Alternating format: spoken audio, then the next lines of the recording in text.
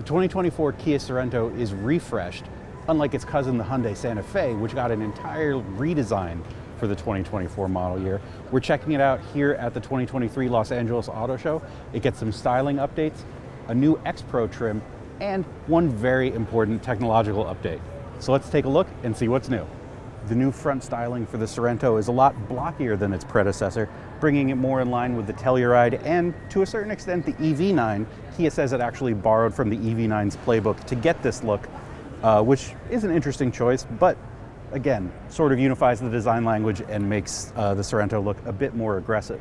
This is the new X Pro trim, so we do get 17-inch wheels with actual all-terrain tires. It's a slight bump in capability, not a huge bit, but better than nothing, and it ups the Sorento's towing capacity to a maximum of 4,000 pounds. And as we come along to the back here, we get new blockier taillights and new rear styling overall. It's not a radical departure from the previous Sorento, but I think it's a bit more aggressive and it's still very good looking.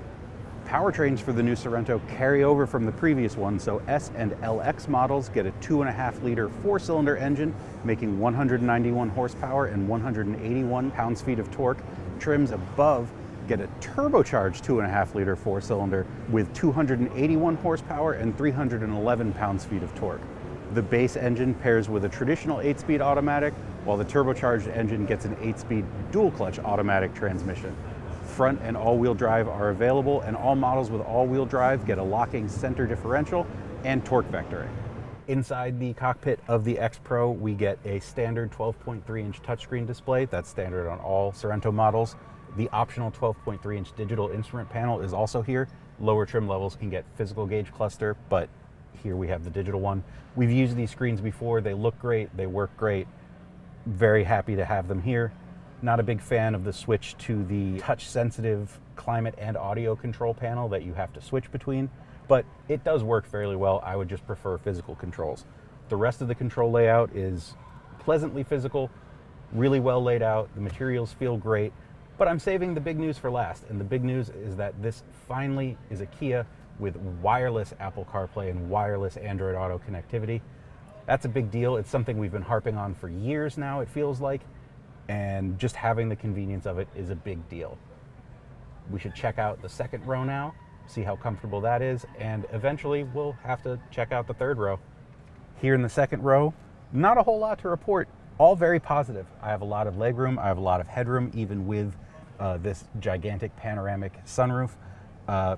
My head is touching the headliner a little bit, but not too bad. I'm not cramped, I'm not doing anything to reposition myself. Great visibility outwards, great legroom. I wish these chargers were not integrated into the sides of the seats. That's going to bend your charging cables, but there's a nice household outlet and a 12-volt outlet, as well as vents. Seats feel comfortable. There's not a huge dip in materials quality either, so this is a good second row. I'm very happy with it. I am not happy that now we have to explore the third row, which is not built for adults, but let's go check it out.